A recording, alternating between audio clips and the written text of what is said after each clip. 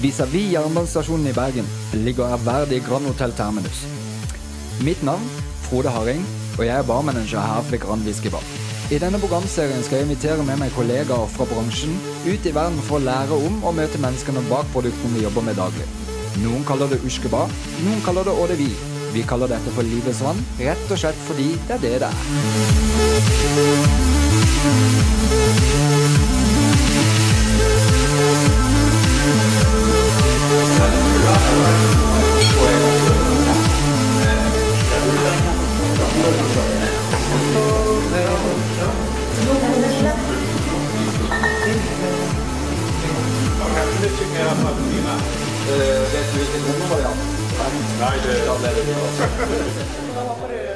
Velkommen til Bergen.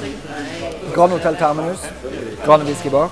Vi skal prate om whisky, vi skal smake whisky.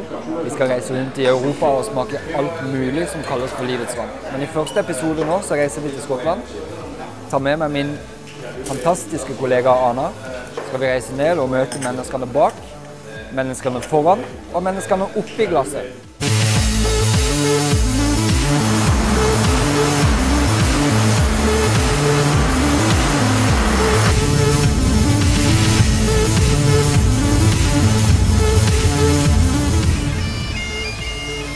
Og ned. En klappert.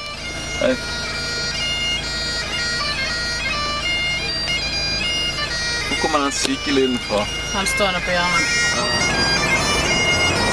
Nesten tror jeg var i Skottland, liksom. Ja, nesten. Kan det huske det? Vi leter etter Scottish Whisky Society. Vi er her faktisk, utenfor det aller helligste. Vi skal ha vårt eget lille vårslipp inne hos Annabelle Michael på The Whisky Society. Vet du hva? Vi stikker bare inn.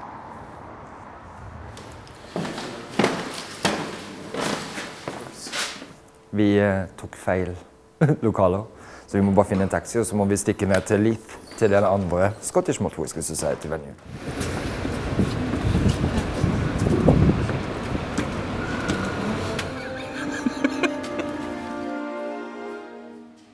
Vi er jo i whiskyhimmelen. Jeg vet ikke, når det står bare Bibel. Det er ikke så mye mer dekkende enn det, eller? Her har de da tasting notes for alt som er i baren her. Det som er litt tøft her, det er at du kan ikke kjøpe whisky på destillerinavn. Du kan fortelle dem hva du liker. Liker du toffee? Liker du julekake? Kanel? Så finner de da whisky ut fra casks som de da har tappet selv, ut fra da sine egne smaksnotater. And our whiskies are unique because they're all from a single cask from one distillery. And so far we've bottled from 128 different distilleries, including some Japanese distilleries, Welsh and Irish. So we're looking for the unique snapshot from a distillery. We then bottle our whiskies at full strength. We don't chill filter them, so we do very little to them, and we sell them to our members. And we've got 24,000 members worldwide. When we want to taste whiskey, how do we do it? A lot of what you're doing is engaging with the aromas that are coming out of the glass, and we use a little glass shaped like this so that it funnels the aromas up to the top of the glass. So the first thing is to breathe in those aromas. Because with a whisky that's complex like this, you're going to get a lot of clues in what you smell. And also your sense of smell is a really fine-tuned weapon, this thing here. I've poured us what we call a snifter. Snifter. A good Scottish word for a fairly small dram, because we're in the morning, and unfortunately I've got to drive this afternoon. Still in the morning. Still in the morning, but we Scots start early. So have a wee taste and see what you think.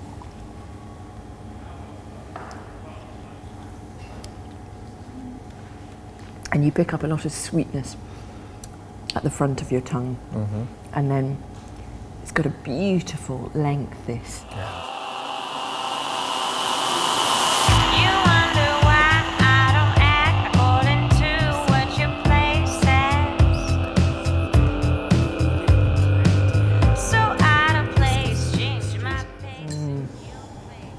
I get grapefruit. Yeah. I get actually. I get pears. Pears. Peaches. Yeah, very juicy, fruity, more sweetness coming out. Plukker opp samme smaker. Vanilje, sjokolade. Etter litt vann så får du litt fersken. Grønne frukter, plommer. Helt fantastisk. It's excellent. Yeah, it's beautiful whiskey. And again, with a whiskey like this, it's 21 years old. Etter en liten time med Annabelle og smaking og prating og alt dette her, så drar vi fra Edinburgh mot Glasgow. Vi skal opp i høylandet til Glengoyne destilleri, og vi gleder oss så vanvittig mye. Det er jo alt annet som skal beveres, det er jo ikke... Det skal ikke være bikinilinje når du har kilt. Det skal det være. Jeg tror det. Ikke det bare busk, det skal være. Det er busk. Det er busk.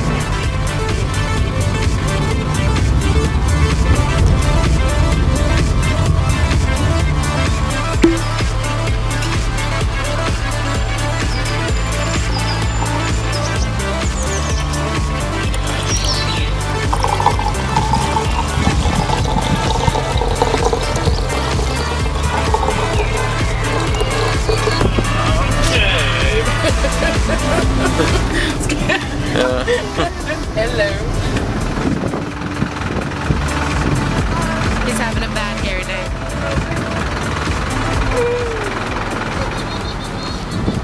Der, på veggen, den hvite veggen.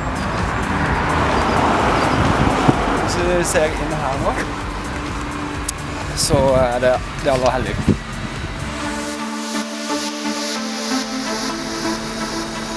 Som det sydligste av alle Highland-destilleriene ligger Glengoyne fantastisk til. Det ligger faktisk så langt syd at hadde det blitt bygget 80 meter lenger ned i gaten, så hadde det vært Lowlands nordligste. Før Glengoyne fikk lisens til å destillere, så gikk det under navnet Burnfoot. De ulovlige pottstillene lå godt gjemt bare 60-70 meter fra der de destillerer i dag. Glengoyne som det er i dag ble etablert i 1833.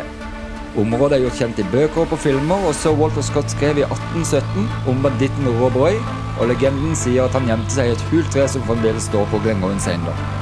Bak destilleriet rager Dumgoyne Mountain. De lokale sier at det slett ikke er et fjell, men en vulkanpropp.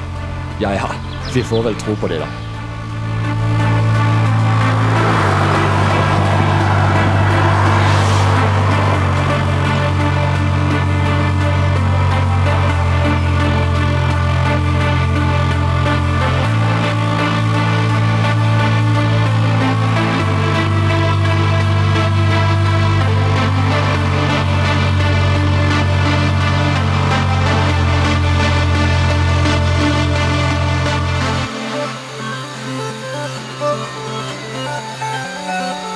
Så, for å lage Scotts single malt whisky trenger vi følgende. Bygg, vann og gjær for å lage en type øl som først kalles for vort. Vorten blir deretter pumpet inn i store kopperpottstills og blir der destillert minimum 2 ganger. Etter dette så blir destillatet fylt på brukte eikefat og må lagres i minst 3 år.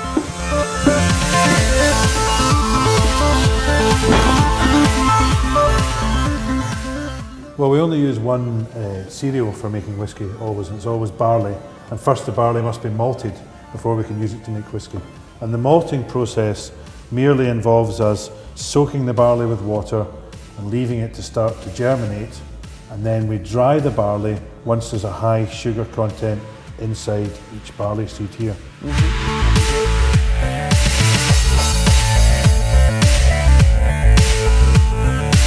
Ok, Stuart. Dagens ord er barley. Typiske Highland-destillerier bruker kun varmluft for å tørke bygget sitt i malteprosessen. På Isle of Islay for eksempel bruker de jo peat. Dette er klumper av myrjord som blir brent over åpen flamme. Dette for å gjøre en kraftig røykpreg på whisky. I området vi besøker i dag ønsker de ikke røykpreg, men heller mer delikate, fruktige og friske aroma. Og nå, tilbake til Mr. Stuart. The barley flavour isn't as strong an influence as perhaps the type of grapes you would use in wine would be. So barley is more a vehicle for making whiskey, for getting the right sugar levels. If you change a strain of barley, it doesn't necessarily change the flavour of your whiskey. Barley is important, but not as important in flavour terms as what we do with the barley. I'll just leave it here.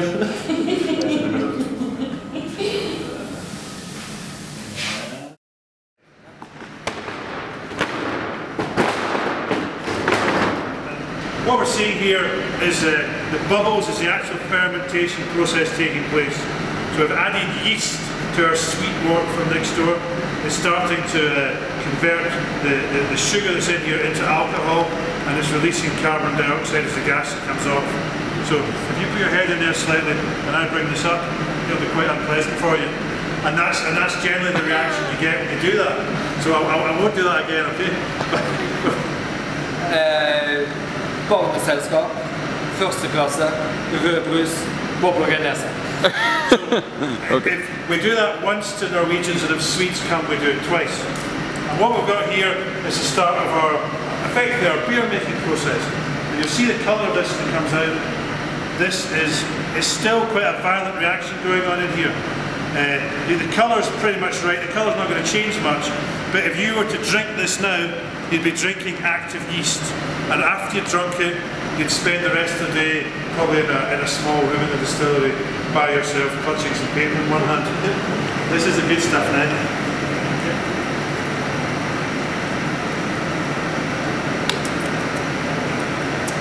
I recommend it.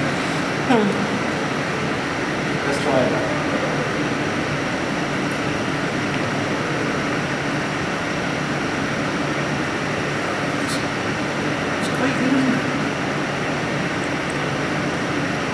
Det smaker som varmt, flatt hveteøl, rett og slett. So it's always fermentation or brewing first, and then we're into distillation after that. And now we've got a great beer to work with, and a lot of the flavours that we're going to find in our end whisky started off being created in here. The stills will intensify them, and the whisky casks will change them, but the birth of a lot of the flavours starts right here. Okay, so now we get to the heart of the distillery. This is what it's all about. These are our copper swan neck distillation beasts. Wonderful things. What happens in here is we fill up the beer we made next door, we heat it up to 78 degrees centigrade.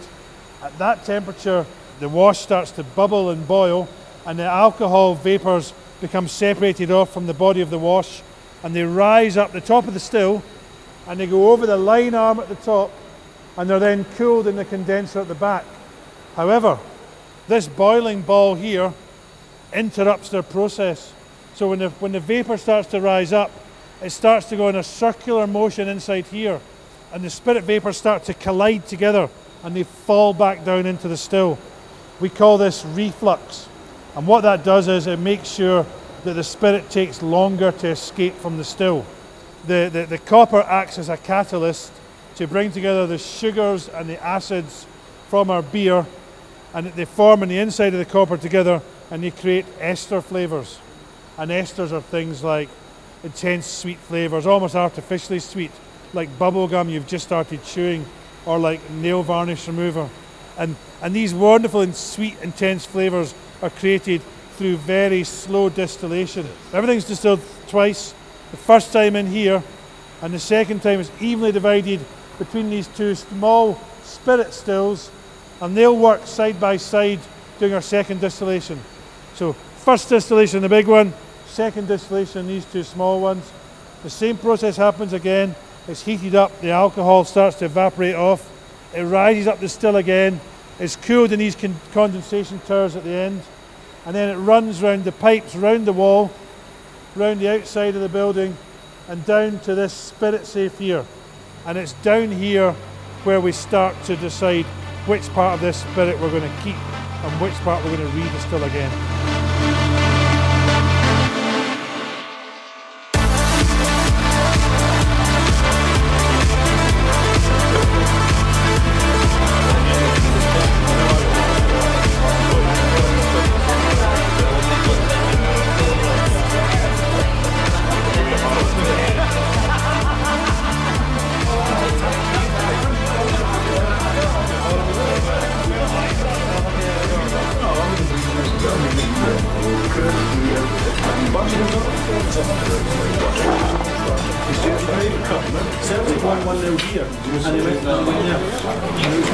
Det smaker jo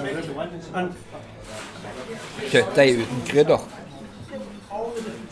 Men så får du fra Glengoyne 12, Cask så får du en del av pepper. Du får litt vanilje, litt sånn tropiske frukter. Som faktisk går jækla bra til haggisen. Det som clouet, at Robbie, som distillery manager på Glengoyne, han helte akkurat en halv shot over hver vår haggis. Så vi bare følger etter. Men det funker faktisk.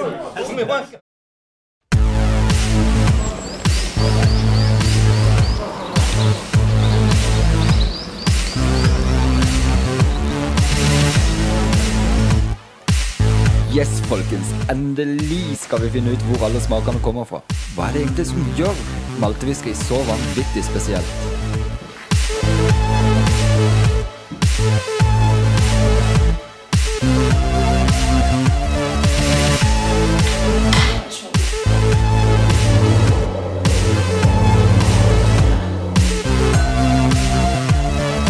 Her har du butterscotch-lukten til de grader. Det akkurat som de der toffee... Oi! Ja, det akkurat som sånn, butterscotch. Rett og slett. Spøyshøyden.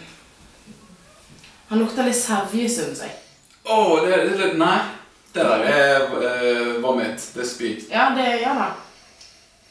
Skikkelig galle. Det var i hvert fall den første dårlige siden Jeg vil ikke gi den til Frode nå. Han lukter på denne. Kamera går. Blending room. I think it's too set up. Sometimes it's not the...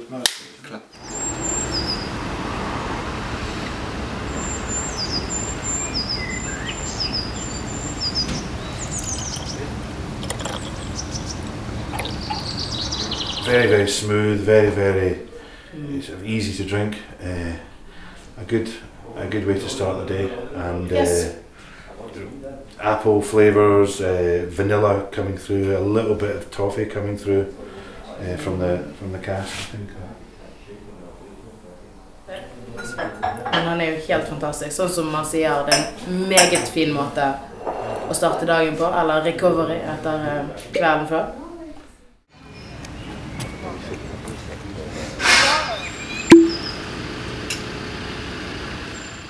You start to pick up a little bit more spiciness coming from the oak, a little bit more dryness, and just a bit more full-bodied. It kind of tickles in your nose, but in a very good way. Nice. Oh yeah. You're not getting that one back. No, I know. No worries. I think I have plenty. Yeah, so. Oh yeah. So the balance is right. There's a lot of cask in there. That's where the spicy tones come from, and those lovely drier oak flavours are coming from the cask, obviously. But it's still very much Glengoyne. I think the balance is just great in this between the still and the cask. But obviously, I'm slightly biased. Fra nesen så blir det, sånn som man har sagt, det jo Duncan. Det en del krydder. Duncan, the very man's just walked in. Come on in, Duncan. No, you're on film at the moment, Duncan. Come in, come in. Come on, Duncan. We're tasting Glengoyne 10, 12 and 10, 17, 21-year-old. Have you tasted it? Have. We're on the 17-year-old. Do you have a wee drop of this? Yeah, well, I taste it first. Sweet. Sorry about that. My God. I've got to go with it. I'm reading. Duncan, you're a good judge, Duncan. And, so that's your 17-year-old that you made when you were... That's my pet that I'm bringing home to Norway. Han helt fantastisk. How does it feel to have been there at the kind of birth of that, Duncan? Or is it worth waiting the 17 years for? Yes, definitely. Definitely. It's just cheers. Cheers.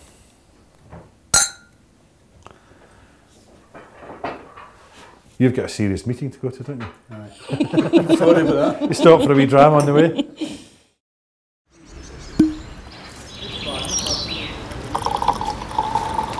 So, Anna, 21-year-old. Yes. Clearly there's a difference in colour.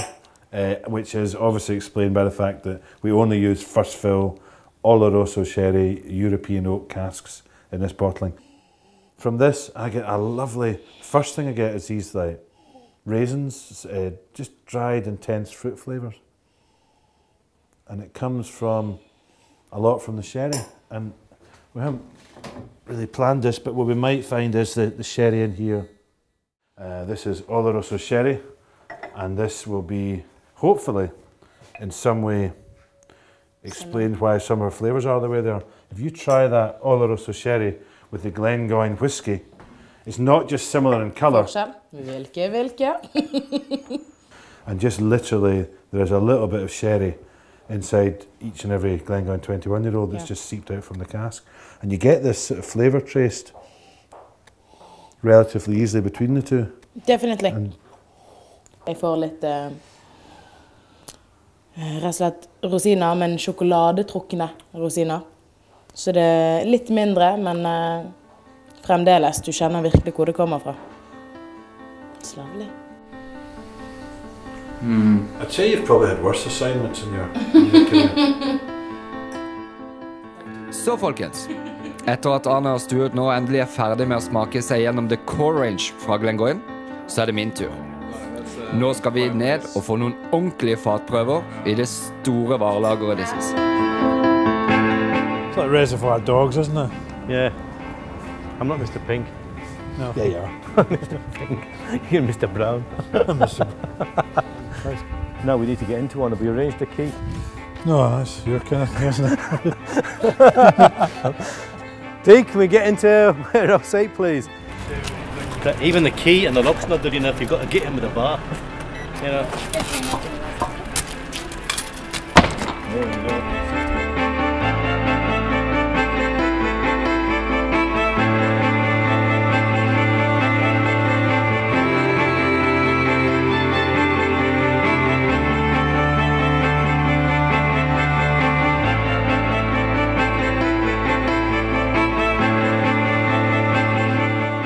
Yeah, this is where all the whiskey comes to sleep.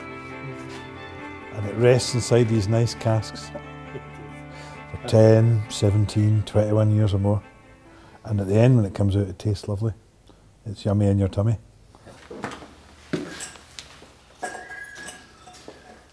Because you imagine there's 16,000 casks on site, you don't get the chance to look at every cask.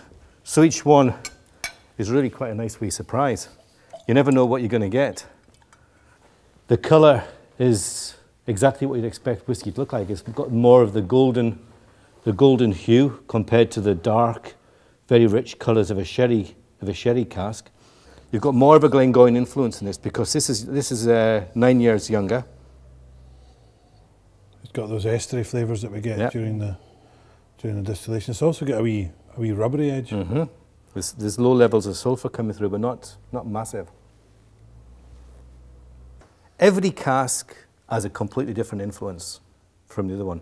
When we fill our Glengoyne New Make Spirit into any one of these casks, we don't have a piece of paper saying in 12 years' time that cask is going to deliver exactly this kind of whiskey, because they're all different. Where they're actually located in the warehouse, you know, whether at the top of the store, closer towards the roof, the thickness of the wood has an effect on the evaporation. You know, what went into the cask beforehand has an effect on the maturation. You know, there's so many different influences in all these warehouses and all these different casks. Nobody really knows what eventually is going to happen. That's why it's quite nice looking at this cask for the very first time, because we've never been. We've been to that one a few times, but we've never been to this cask. So, and that's doing really well. That is doing a really good job. Thank goodness for that. Would you like to try one? Oh yeah.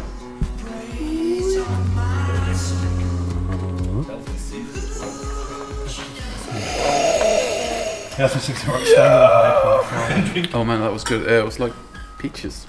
Yeah, peaches, yeah. I love peaches. It's good, isn't it? It's pretty good. Oh, okay. That's great. Again, yeah, give me that. Did you try that one?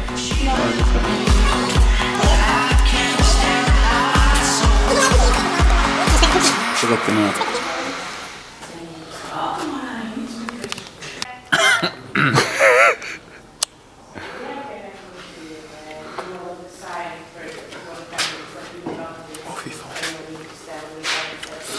Fett?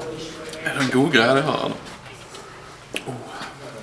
Do you mind if I go and grab the static cam and do some shots of your something completely different. very sexy barrel? Do you mind if I get naked and run around the casks? Yeah. We'll walk up.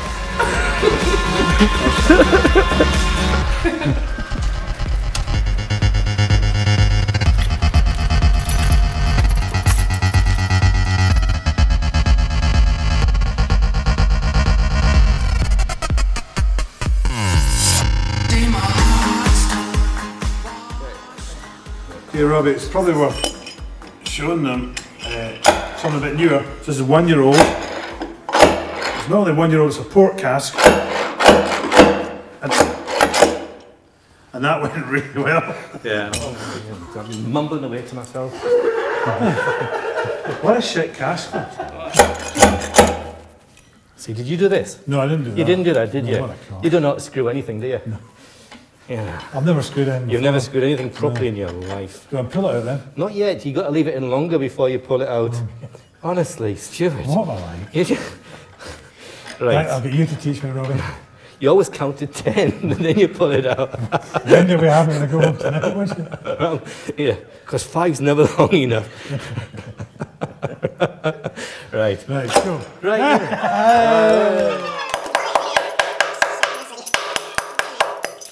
Right. So, 1-year-old port cask. This is young and immature. Yeah. Yeah. Should be a little bit of colour there from the port already. It's got the colour you'd expect. Yeah. Colour's fine. I remember my granny had verrucas, and her feet used to smell like this. Did they? She had really bad smelly feet. After the dog pissed on After the dog pissed on her feet. Yeah. And her feet, isn't that cheese, rotten cheese? Rotten cheese, Underpants. dog piss and underpants. Dog, all together. Yeah. Good Lord.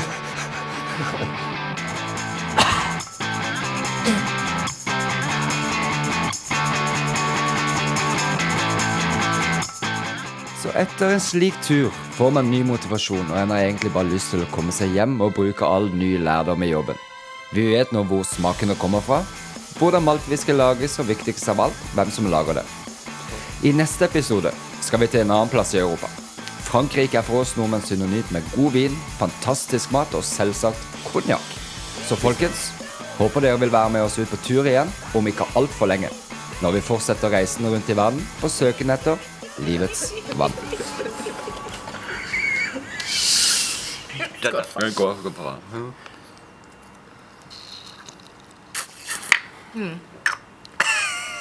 Jeg liker ikke whisky, jeg har sagt det.